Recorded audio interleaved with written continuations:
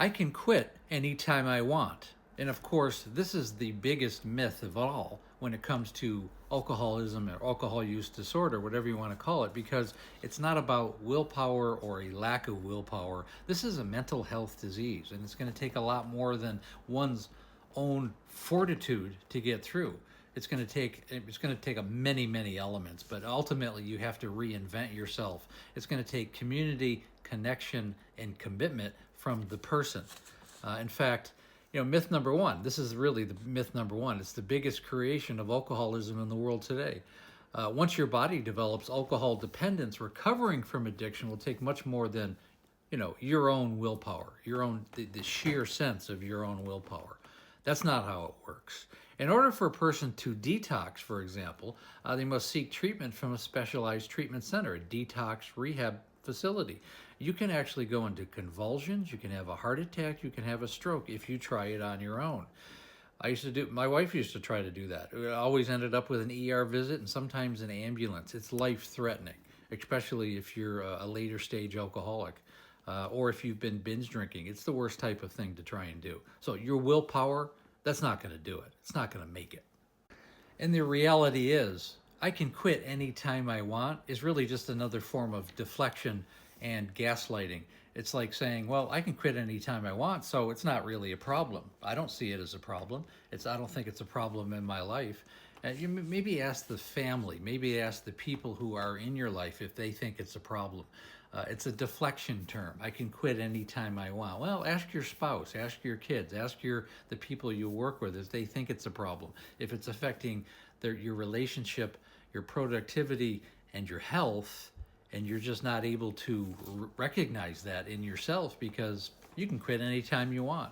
It's a gaslighting technique in most cases. It's simply not part of reality.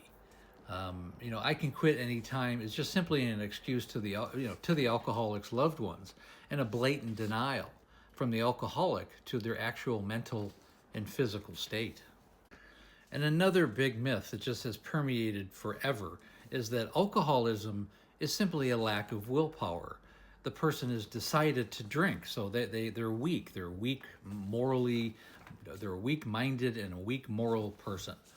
Nothing could be further from the truth. I mean, a person could have a genetic disposition. They could have LDHB1 and LLDH2, ADHB2. These are two chromosomes right on to the chromosome level that actually give somebody a predisposition to becoming an alcoholic. And if you grew up in the family culture of where it's normalized to drink, parents drink, grandparents drink, siblings, uncles, every time you got together socially, you drank, and you recognize that from a young age. Children do what their parents do. They don't do what you tell them to do. They do what you do. They emulate what you do. And if you grow up in that environment and you have a predisposition, high probability that you're also going to have an issue later on in life, unless you have the cognitive skills to realize that's not what you want for your life and you go in a different direction. That's available. But a lack of willpower? No, it's not even about willpower. That's not what it's about. Certainly when you've been hooked into the disease itself. It's about communication, community, and just being connected to other people. You have to have involvement in your life. You have to understand the skills it takes to recover from this disease. And really the bottom line about the willpower is that there are so many moving parts when it comes to alcoholism and alcohol use disorder. When it becomes a mental illness, there's so many moving parts. Most people start their careers between the ages of 13 and 20 before their brains are really completely developed. Your brain's not fully developed until you're 25. And the thing is, peer pressure is such a big part of it. Yeah, you could say, well, nobody's forced that person to drink. Well, they drank when they were still a youth. It's not really a decision. I mean, it's so important to be part of your community that drinks. And if all your friends are drinking, you got 5 friends that are drinking, you're going to be the 6th one. That's just how human nature works. And to blame it on willpower, if it develops into something more serious later on, it's not having an understanding of the scope of the problem and the issue. It's just simply not. The other thing is that men really fall into this category. They have the problem of alcohol use disorder 2 to 1 over women because of social pressures. That's changing, but historically, it has been a problem with men 2 to 1. And again, that's not about willpower. As a result, that's a obvious thing that makes it not just about willpower. And again, that's why it's so important to get into recovery, to get into support groups, and to have counseling, and use all the tools that are available. And I just want to point that out.